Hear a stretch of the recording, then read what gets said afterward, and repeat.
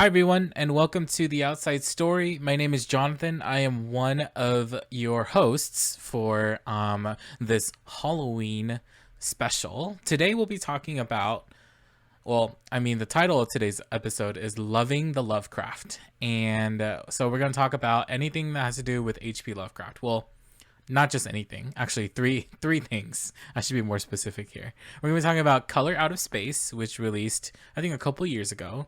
Underwater, which also released a couple years ago, and Lovecraft Country, which the season finale just happened today. I guess technically yesterday, because this episode's going to come out on Monday. So yeah. Oh, wait, real quick. I think Underwater came out this year. Oh, did it? 2020? No. It did. It came out earlier this year. Uh-huh. Are you sure?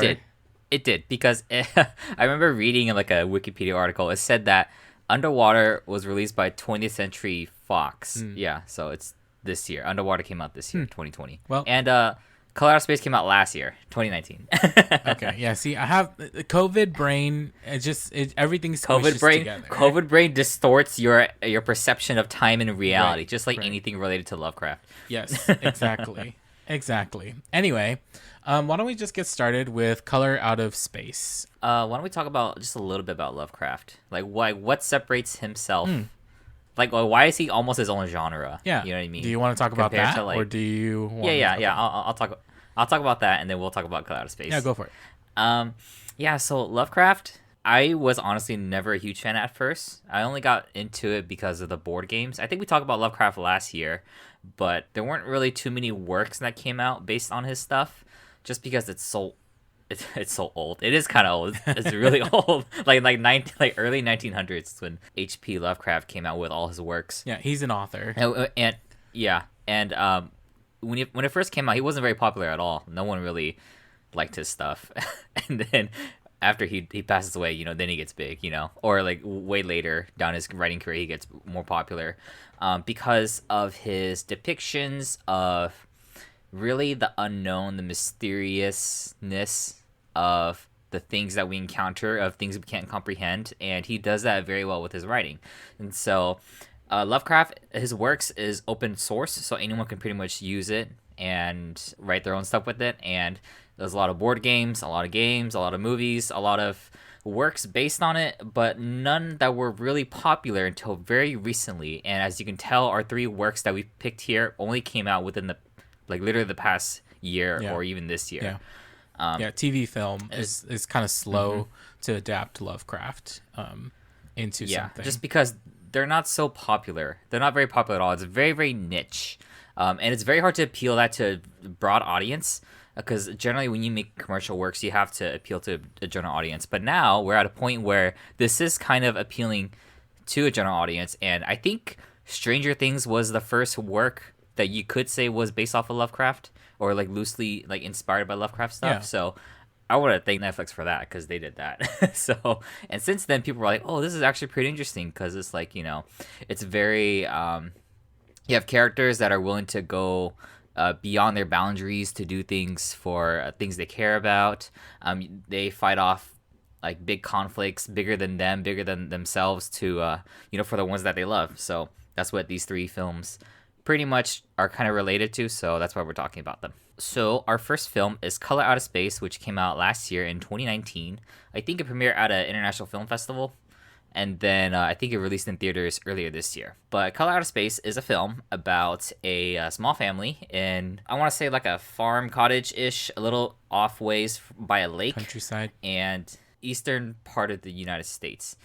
And this family recently had like some kind of asteroid or something that crash lands into their property, and it starts affecting the area and the water around them. And so it's pretty much a story of how this little meteorite affects this family, and it pretty much drives them insane. And this meteorite does some really crazy stuff, things that you would never imagine or could imagine do happen. And some pretty freaky stuff happens. So that's pretty much the gist of Color Out of Space. The Color Out of Space, I want to say, is very true to the works of Lovecraft. The way Lovecraft sets up his work is that it's very like depressing. It's very mysterious, paranormal. Not even paranormal, actually. It's almost like alien. Paranormal is sort of like tension, but but there's no tension here. Not really. It's more like it touches another aspect of horror that other stories can't. And that's what Lovecraft is good at. And this film does a very good job at portraying that. And so I guess one of the big things I love about this film is its color. It's color. It's color, I guess. Cause okay, like I'm gonna nerd out here, okay, just a little bit on Lovecraft stuff. So, Color Out of Space is based off a short story that Lovecraft wrote, and the idea is that this thing that crash lands on Earth, like you don't know what color it is, or you can't tell what color it is because it's a color that we don't have. Yeah, it's like a brand new color. And this film does a very good job at like just showing that with its like visuals. It's like you look at it, you're like, it's kind of pink, kind of blue, kind of something, you know? You don't even know how to describe it. Like it's just its color, what it is. Like it's almost like we can't comprehend it. That's what this film does very well. It takes advantage of that, like knowing that that's its origin. It's gonna start showing its aesthetics through that. What did you think of Do the you film? have anything? What did I think of the Yeah, film? I mean, I yeah, yeah, you I like its summarized color. it, so I did. Yeah, I like this color. But I liked it a lot. It is definitely not a film that's kind of like for everyone because it's very depressing. I want to say it is very depressing. yeah, but it is horror, so yeah, it falls into yeah. the vein of horror. So for people who like horror, it's definitely something to watch, you know. I like it because also the way it's character driven. A lot of the characters have their own things to deal with as they're kind of going through the story. Like in this film, Nicolas Cage is like an alcoholic. And I think the one part that we started laughing at, Jonathan, was when the news reporters were interviewing him.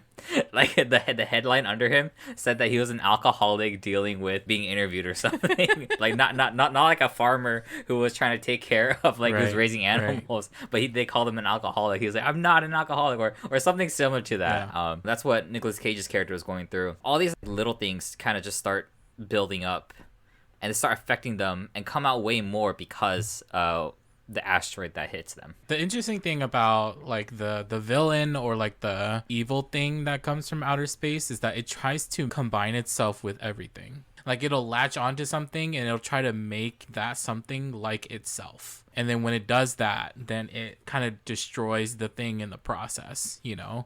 I've heard that this film is kind of analogous to the idea of gentrification, like the idea that the alien is this outside force that comes in. It tries to make everything like itself, but then everything dies in the process of it trying to make it, you know, make things like itself. And so for those of you who are not familiar, gentrification is basically when like really rich people or businesses going into poorer neighborhoods and trying to open businesses there, and like the process of that drives out the poorer folks, and usually it's people of color who are affected by this. And so everything, like the prices of things get raised, coffee gets really expensive, you know, like things like that, you know. And then even beyond that too, like communities that are typically there based on something, like for example, like a church that is there could also be pushed out because all of its people who it's serving is basically moving out of that neighborhood because things are getting too expensive. I've heard that that's kind of like a part of it. And there's a character in Color Out of Space, a side character. He is like this water inspector person, and he's the one who doesn't get affected by anything. He's like the final girl of the of the film, where he lives to the end and then like doesn't die. So I think that that's interesting. It's a well-told story, and if you like horror, I think you would enjoy it.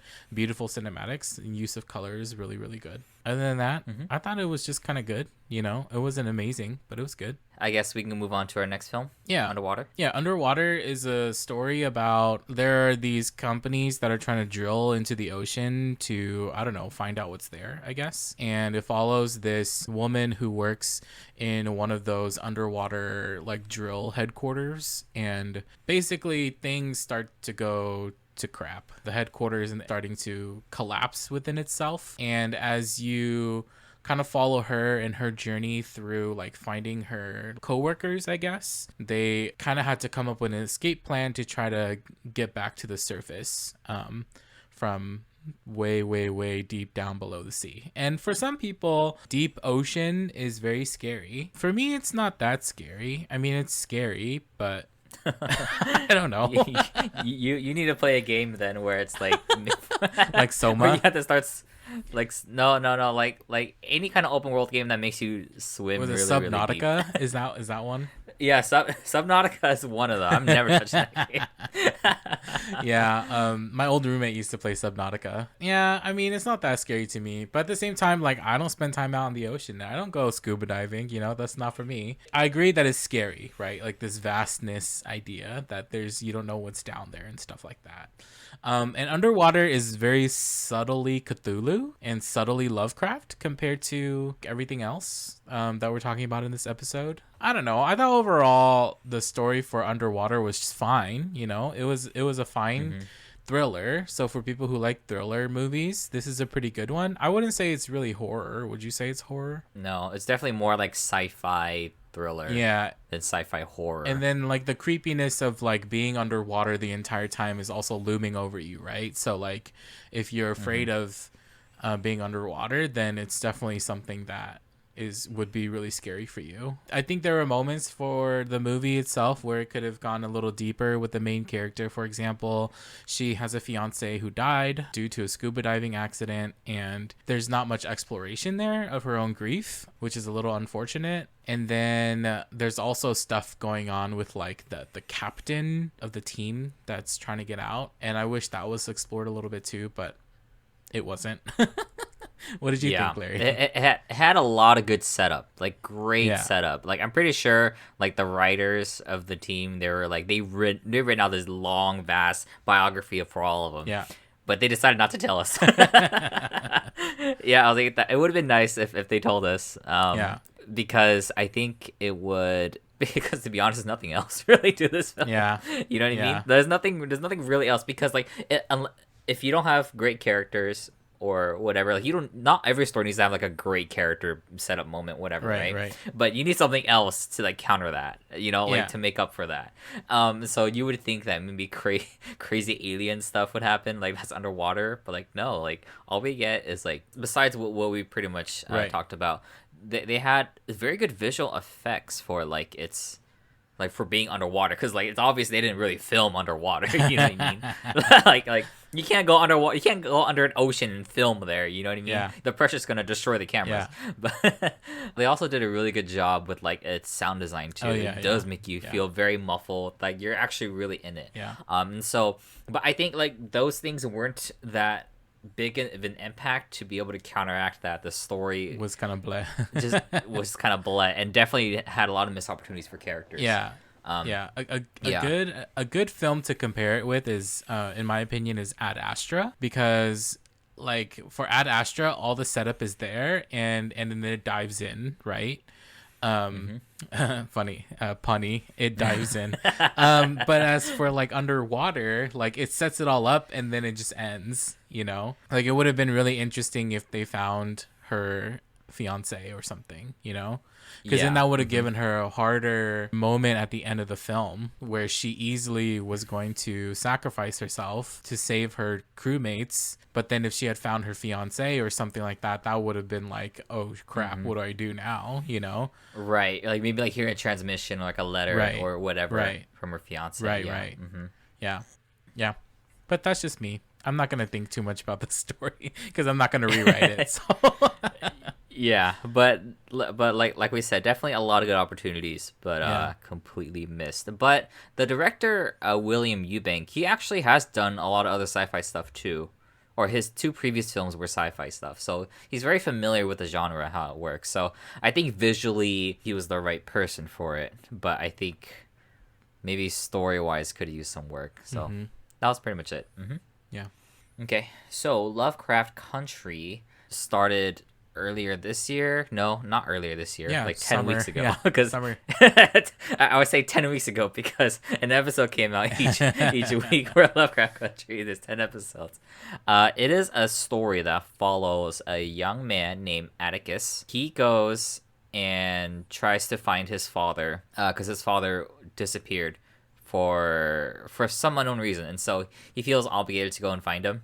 he never had the best relationship with his father, but he decides to go and find him, and then he travels with his uncle, like his father's brother, his uncle, and another young lady named Letitia. Yeah, childhood friend. And oh, are they? Oh yeah, they are child. Mm-hmm. Well, they are childhood friends. they knew each other in childhood, but I don't think they were childhood friends. No, they were childhood were they? friends. Oh, they were? Yeah. Okay, I totally missed that detail then. Yeah. Completely missed that detail then. But so they go and try to find his father, and he has probably gone to the county of Ardham. Oh no, Devon County. Ardham is in Devon County. That's where they're going. That's where they're going. They encounter a lot of racism because this takes place during the 1960s. Mid 1950s to 1960s, and it was in the not the height but at the very very early stages of the civil rights movement. How this all relates to Lovecraft? Well, once they get to Devon County, a lot of crazy stuff starts happening. They start getting chased by these alien creatures called Shoggoths, and they start encountering this crazy cult called the Order of the Ancient Dawn, and all this crazy stuff. That Atticus has the blood of this old ancient sorcerer, high priest, magician, the Braithwaite bloodline. He has that bloodline, so he's the only one who who has the ability to stop the craziness that's going on in this county, or pretty much in the city that he's in. And y'all, that's just the first episode. I just explained the first episode. Yeah. But they eventually find the father, and they go back to Chicago. And that's where the rest of the series takes place. And like the way they encounter like more of the bloodline, more history, more background. It just feels like this crazy mystery detective kind of story. Yeah. Yeah. The overarching story is that the daughter of the priest of the Order of the Ancient Dawn, she's trying to achieve immortality, and to do that she needs to find these pages that were stolen from the spell book, and she's trying to gather all the components for the spell and stuff like that. And in the meanwhile, like Atticus and his family and his friends, they all get caught up in all this crap as this is all happening, and he's discovering things. Yeah, it's hard to start with this like because it is. It's so like it's so packed with a lot of things, so I don't really know. Each episode is almost self-contained. Yeah, like, you don't need to watch any other episode. Well, you should, but there's so much stuff that happens in each episode that it's there enough to be like its own TV season. Yeah. You know what I mean? Like each episode has enough material to be its own season. Like we mentioned the first episode or two, like that can be its whole entire season, but it's not. They decided to run more with it, run and touch on the other stuff. Yeah, when I was watching it, I thought that when they got to like the house and when they found like the Order of the Ancient Dawn, I thought that was gonna be the entire the entire season, you know? You know, if it was a CW show, it'd probably be the entire season. Or if it was The Walking Dead. But this is HBO. They don't play around. When they got money, they're gonna throw it at. Oh man! And make sure it's good. You know, that's exactly what they did. Yeah. And I'm really glad HBO picked the show up. Yeah. Just a couple things, I guess, from me, and then Larry, you could talk through some of your notes and stuff too. One of the things that struck me, and I was talking to this with one of my friends who I was watching it with, was that Atticus is a very, very avid reader.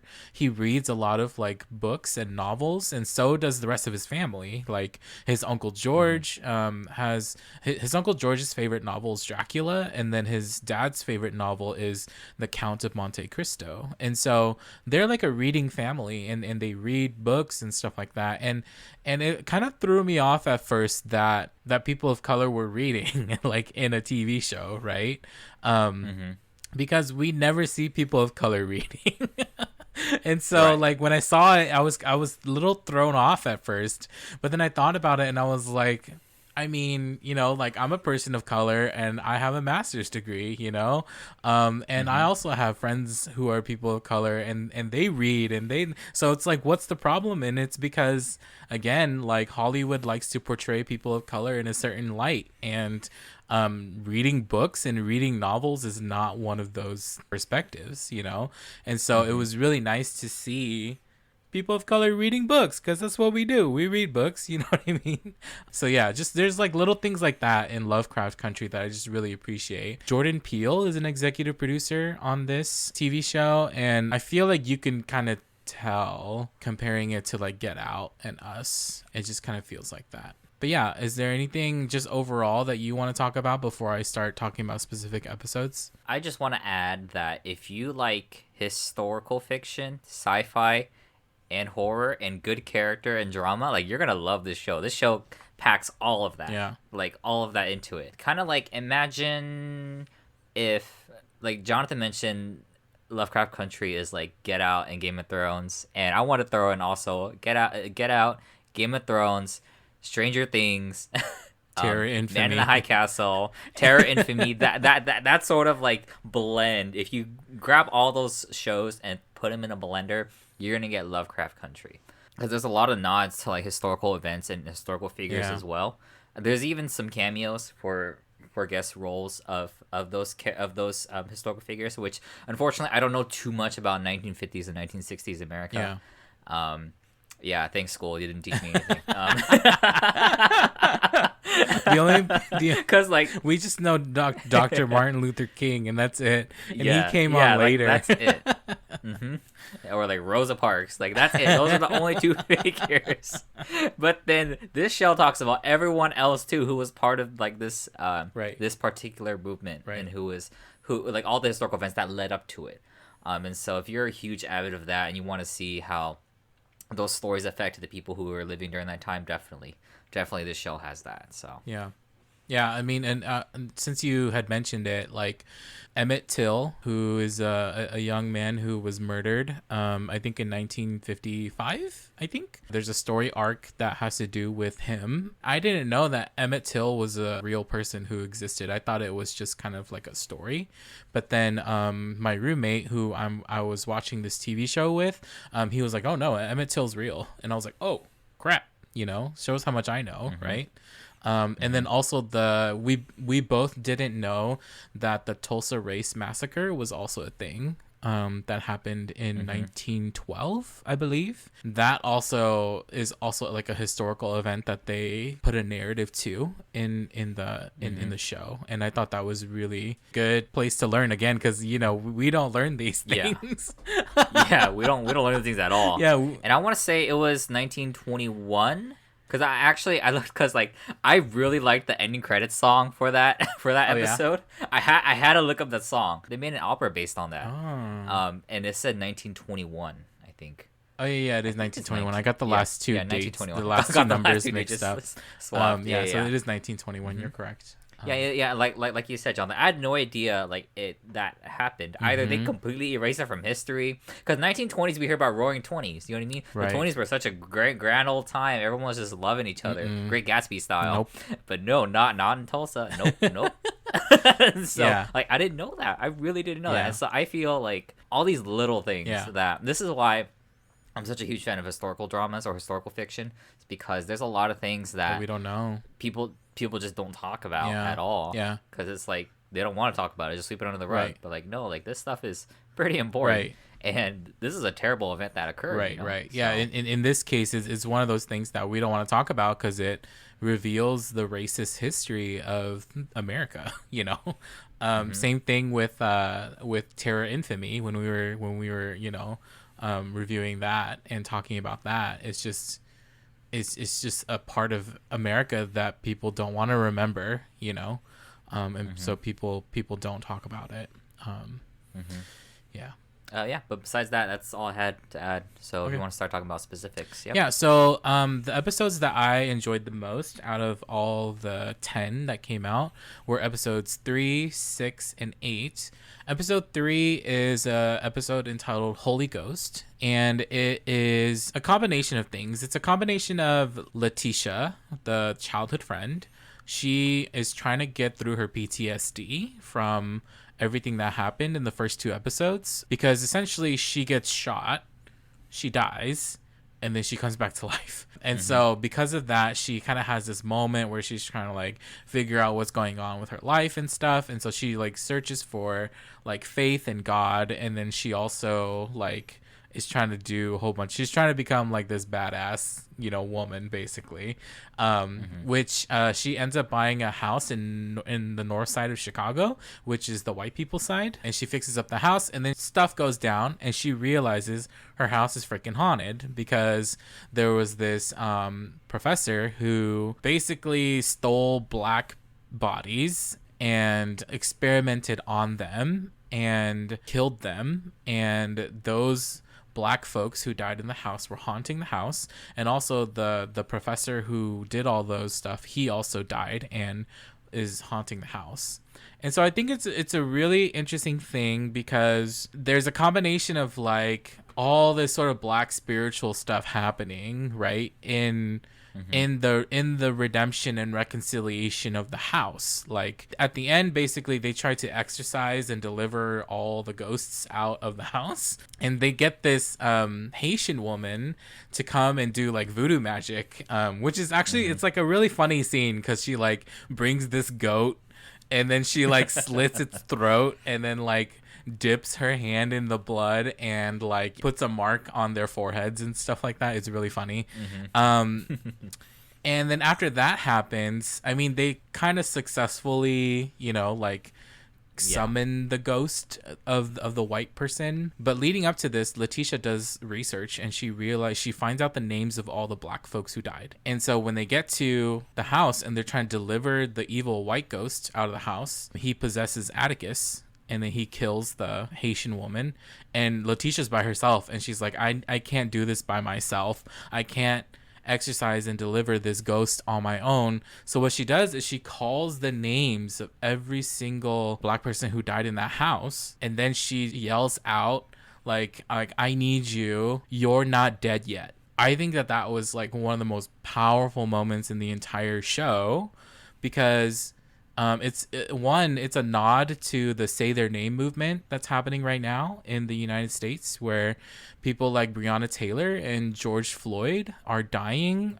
due to racism and white oppression, and so like it's a nod to that, saying that like even though these people are dead, there's still power in saying their names because it invokes something within us. It invokes some sort of thing that gives them power, that gives us power to overcome the thing that's happening to us now. I think that's very, very, very powerful. It's a little over the top and dramatic in terms of like exorcism scenes go, you know what I mean? But like the heart of it is the idea of like reconciliation, in my opinion. And by reconciliation, I mean like the black ghosts were kind of seen as evil and mischievous and stuff like that. But then at the end, they come and they help Letitia. Like they help her kind of get rid of the evil white ghost. And then they also end up leaving the house, after that. They don't haunt the house anymore after that. And so maybe that is what they needed, was to be remembered, In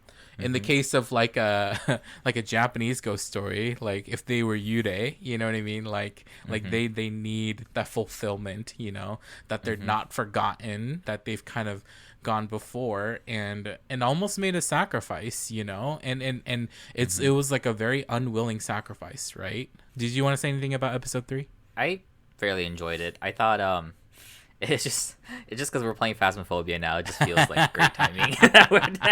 It talks about a haunted house and then trying to exercise it. Oh man, yeah, totally. But yeah, I remember the first jump scare when like Letitia was sleeping. You see like the hand over the bed. I was like, oh man, I knew it. I knew that house was haunted. Just looking at the house, you were like, girl, are you serious? You bought this house? It looks hella haunted, And then I'm just gonna move on to the next episode that I want to talk about. Episode 6 is an episode about this character named Ruby. Ruby is Letitia's sister, and Ruby for a very, very long time has been struggling with like trying to get a good, decent job, and she can't get. Oh, hold up. Episode 5. Episode 6 is Jiha. Oh. Episode 5 is Ruby. Well, shoot. Yes, episode 5 then. But episode 6 is also good because I want to. Episode 6 is good too. I mean, I also want to talk about episode 6. But anyway, episode 5. Ruby, for a very long time, has been trying to get a job, and a lot of crap happens. But the gist of it is that she ends up taking this magic potion that lets her turn into a white woman. and she turns into a white woman, and she gets a job at the department store that she's been wanting to get a job at, like instantly, without even having to do anything. And from then on, just that kind of gives the character Ruby a little bit more like of a backbone, punny, to of a story, and that kind of like pushes her to do that. But the interesting thing about this potion is that when you take it, it's very painful, the process of transforming and metamorphosizing to to be in someone else's skin. And when you shed the skin, it's very graphic and very gross. Like the skin literally falls off of you. Yeah. And so like when I saw this, I was like, oh my God, this is so crazy. What is happening? Who doesn't like imagine what it's like to live life in someone else's body, right? But what this episode does is it just twists that in a very, very dark way, that there are consequences and that it's painful to do stuff like that, basically.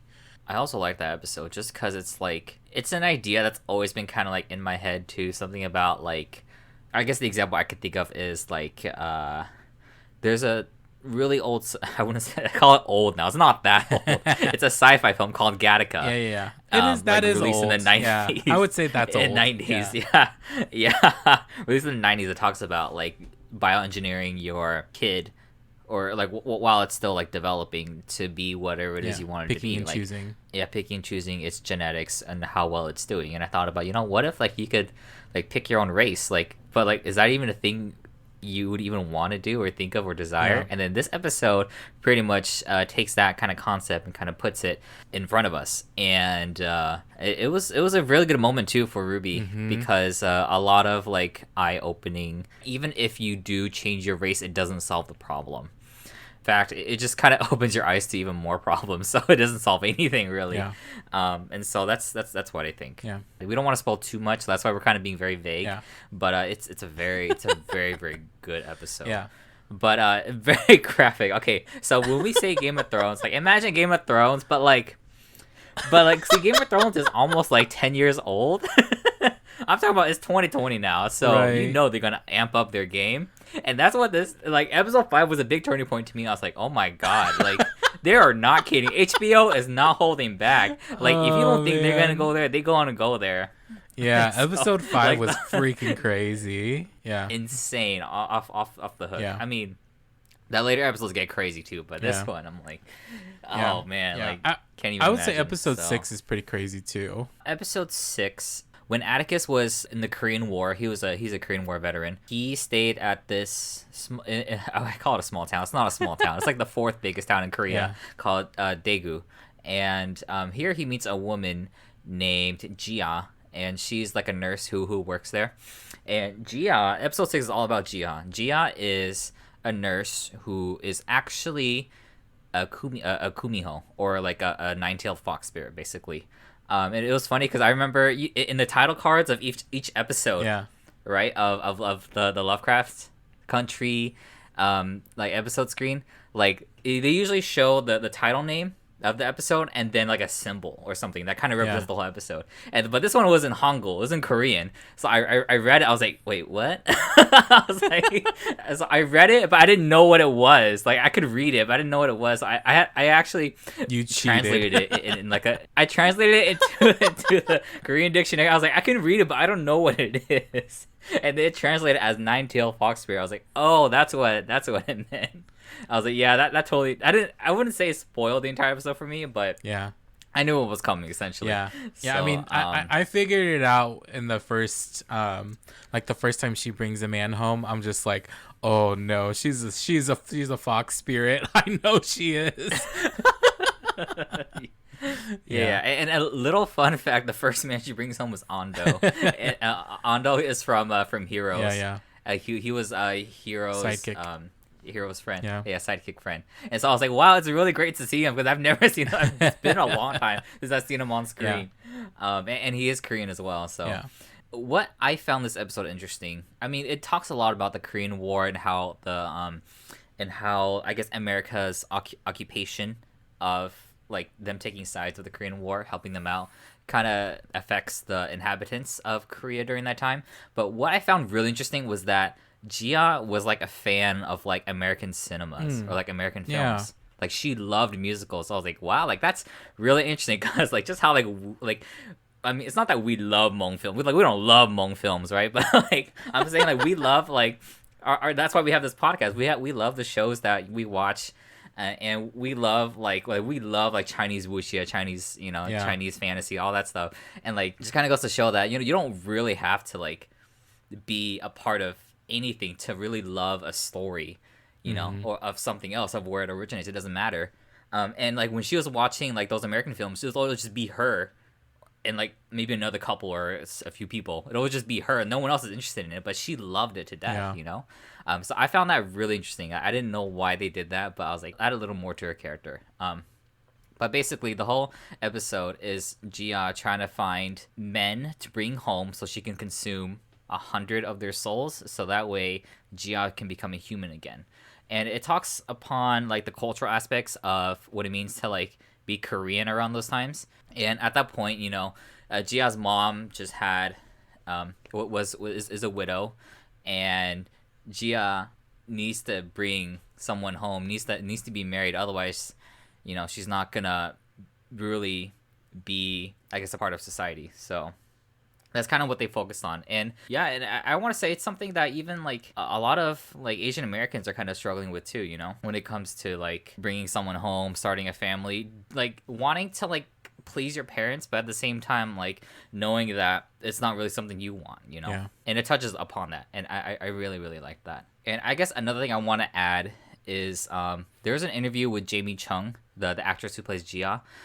And when she was reading the parts or doing the parts for Gia asked Misha Green, the showrunner, like, oh, how is this gonna help Atticus? How's this gonna improve or enhance Atticus's story? And then Misha Green replies, says, no, like, don't think of it like that. Think of it as your story. Like don't think that you're trying to help someone else's story. Think of it as this is your story. Yeah. This is Jiha's story.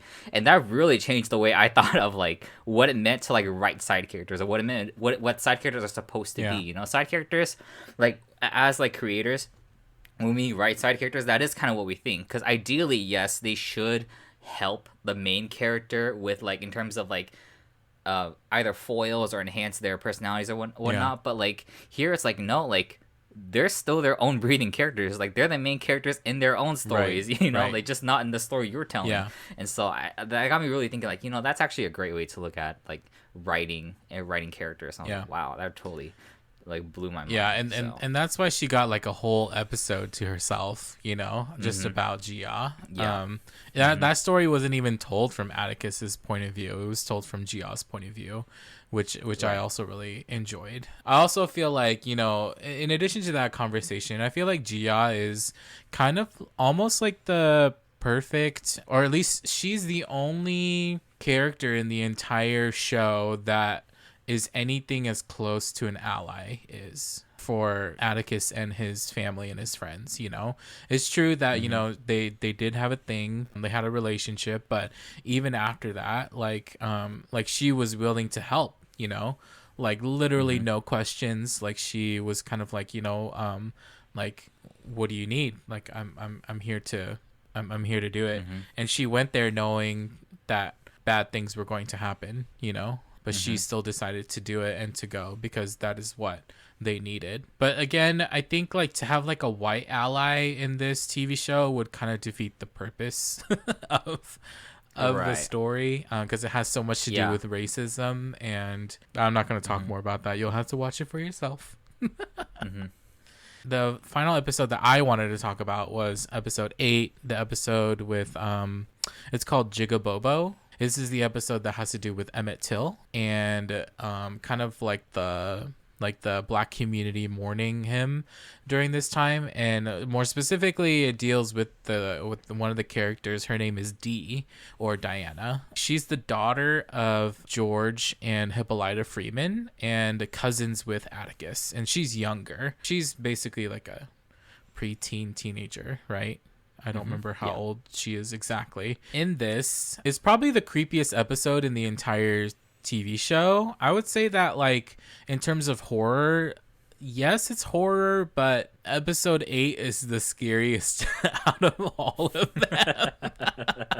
Because Dee gets cursed by this white man. He uses this magic on her and curses her, and she starts to see this, like, these two little girls. It's based off of a character from Uncle Tom's Cabin called Topsy. And Topsy is kind of seen as this, like, in Uncle Tom's Cabin, she's kind of seen as, like, the sort of how the white man would see a little black girl. And so Topsy, and then kind of like there's two versions of her for some reason, Topsy and Bopsy start to kind of haunt Dee, and they like do these sort of like creepy, like they dance and then they like do cartwheels and stuff like that, and they look scary AF. And it was like the episode that like my roommate was basically he was like ready to run away and jump out the window because it was so scary. And yes, it was scary. I really enjoyed that episode just because of the scare factor in it. Like it was just kind of like, oh yeah, this is scary. And then also again, like the historical event of the murder of Emmett Till. I liked that episode, and it was scary. And Yeah, I liked it yeah, too. that was one of the episodes that I did a little bit of research on, because I was like, who the heck are these ghosts that are following Diana? You know what I mean? Yeah. I swear Jordan Peele had his hand a lot more in this episode, only because those two little ghosts that follow Diana has like Us vibes. Yeah. You know, the film Us. Yeah. That's what it reminded me of. Like when I saw them when they were like moving, I was like, hell no. Hell to the no. I am out of here. That's what I thought when I saw it. I was like, heck no, girl, you better get out of there. Yeah, I mean, other than that, I thought it was a phenomenal show. Like, I don't really want to ruin it too much, or talk about it too much. But I mean, me and my roommate, we just finished watching it, and we were talking about it a little bit. He had some thoughts too, which I'm not going to name because, like, those are kind of his thoughts. He gave me free artistic license to use it, but yeah, I guess this is the one thing that I'll say from our conversation, and I'll quote him. In Lovecraft, right, there's normally this elder god that they're all trying to fight. In Color Out of Space, it is literally Color Out of Space. Like, that's the elder god that they're trying to fight. In Underwater, it's Cthulhu. And in Lovecraft country, it's racism. And so, like, the idea that, like, racism is the elder god that is trying to enforce itself upon, the people and the earth, basically. And these group of people, Atticus and his friends and his family, are trying to fight against that elder god, and they do all they can. They steal spell books and they learn how to cast spells, and they do all these things to try to get rid of the elder god. And in a sense, Christina Braithwaite being sort of that priestess of the elder god, trying to find immortality for herself. Yeah, there's also that. There's just so much, There's like the notion of of magic in this is also very, very interesting too. Because it was interesting how like in one of the episodes, like the antagonist tries to get into Letitia's house, but it was already protected by the Haitian's voodoo magic. It stops them from getting in. It's like, oh shoot, and so you better back off. yeah. So it's like all these little things just kind of blend in with each other, you know, but we just have different names for them. Right. Right. And it's interesting how white people have this magic, right? And and it was passed down to Atticus and his family. It's normally a magic that is like passed on through blood, right? Through inheritance, But the power that comes from this magic is given to Atticus and his family because his great grandma was a slave and was pregnant with the slave owner's child, and it was because of that they were able to get magic for themselves, And I think that's a very interesting critique too, kind of like black people having an ownership, in the power that white people have. It comes up again and again and again through like the Tulsa Race Massacre and all that stuff. It's like, oh, we don't want black people to have this power, so we got to get rid of it somehow. It's already in Atticus in them. You know what I mean? Like, it's already in them. Like, you can't take it away, you know? You mentioned how, like, in Arkham lore, usually you fight, like, an Elder God, right? In those scenarios, like, the Elder God is the one who kind of manipulates and drives people to do things for this Elder God, right? And then here, it's like the Elder God is racism. And then in Elder Gods in Lovecraft lore are so hard to comprehend. Like, we can't even understand it. We can't even comprehend it. We just see its effect. And that's pretty much what they're making the comparison to racism. Racism is so hard to comprehend. You can't exactly explain it, but you know it's there, it exists, and we need to do something about it, basically. Yeah. That's what they're trying to make the comparisons to. And see, like, most Lovecraft lore takes place in like the 1920s. And from what I can remember, like, race isn't really something they talk about, just because the Elder Gods, like, their conflicts are so great that it almost kind of transcends racism. But now you have Lovecraft Country based on, and you make it take place in the 1960s. So now you got all these Elder Gods to worry about and racism. That just, like, totally ups the ante way more, you know? Yeah, the interesting thing is that Lovecraft is actually pretty racist. I think they had mentioned it in the first or second episode that Lovecraft had written a poem, and the poem is called On the Creation of N-words. I'm not gonna say the N-word. Basically, he wrote that? Really? Yeah, he wrote it. That's terrible. I know, it's terrible. Freaking terrible. It's terrible. Yeah, it's just real short, so I'll just read it. When long ago the gods created earth, in Jove's fair image man was shaped at birth. The beasts for lesser parts were next designed, yet they were too remote from humankind. To fill the gap and join the rest to man, the Olympian host conceived a clever plan. A beast they wrought in semi-human figure, filled it with vice, and called the thing a N-word. So he's basically saying, like, white people, animals, and then in order to fill the gap, the gods took animals, formed it with humankind, and made black people. And it's terrible. You know, it's like Lovecraft is super racist. And so to have this be that is addressing racism is like ironic in and of itself, right? One last thing that I'll say, I kind of wish that this ended with an epilogue, because it kind of just ends and that's it. I kind of want to see what happens. You know what I mean? Like, you know, I want them to do like a 5 years later or like a 10 years later when George Jr., you know, is born and they live life with him, trying to tell him the story of his family. They didn't have an epilogue. It makes it imply they're setting up for a season 2. Yeah. Because they don't call this a series finale. They call it a season finale. Oh, they did? It's called a season finale. So I think they are going to make another season. I'm not really too sure what they'll talk about, but there's still plenty of stories to talk about for sure. Yeah. But it's really hard to beat Atticus as a main character, though. I can tell you that. He's a really good main character. I could imagine them, like, continuing on with that family, right? But then putting in stories from, like, the civil rights movement with, like, Dr. King and Malcolm X and stuff like that. I could definitely see that being like during the actual civil rights movement, not like the pre-build up. Right. We'll actually see Rosa Parks and be like, "Hey, we know who Rosa Parks is." Yeah. I liked this show a lot. It's very real, very raw in terms of how they portray racism. Like, those scenes were always the roughest to get through. And on top of the graphic, gory scenes. Because there's a ton of those. Like, man, like I said, you thought Game of Thrones was bad? No, like, this is pretty bad.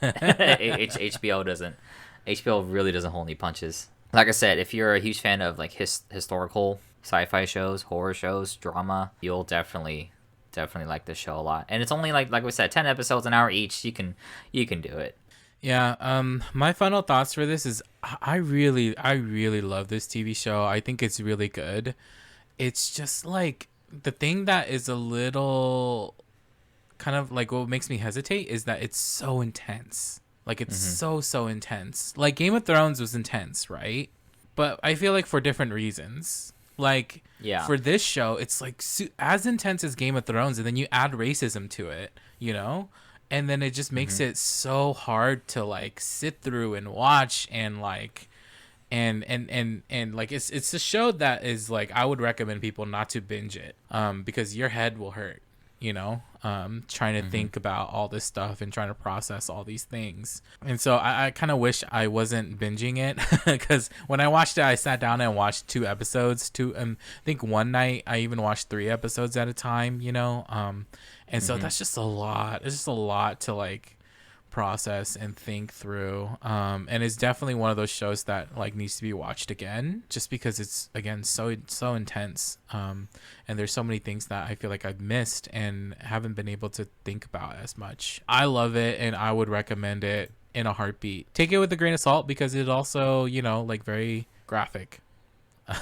Very graphic. Yeah, very graphic. So like we said, if you don't have the tenacity, no, there is something, if you don't have that, You don't have enough sanity.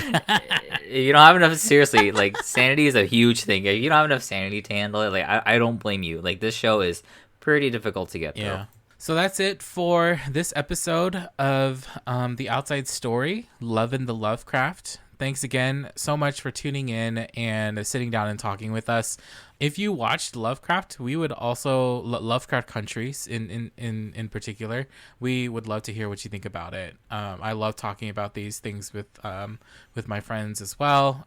So definitely hit us up and let us know what you think. If you disagree with us, if you have different opinions, or you're just like, oh my gosh, why did you talk about this one thing? Then definitely let us know. Next week, we're going to be talking about zombies. And so if you like zombies, I mean, I don't love zombies, but if you like zombies or if they scare you, definitely come and join us. We're going to be talking about one of my favorite films of all time that I like watched for this podcast. And so I'm really excited to talk about it. So definitely tune in next time. Larry, what are we going to be talking about next week specifically for zombies? All right, so next week we're talking about 5 films, the biggest list we've had so far for this episode, or for this special. So we're talking about Night of the Living Dead, the 1968 version, so the very first one that came out. Train to Busan, that came out in 2016. Peninsula, the sequel that released this year in 2020.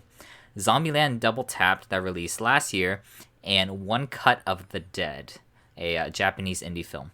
So we're talking about those 5 films. Thank you all so much for tuning in. We'll see you next time.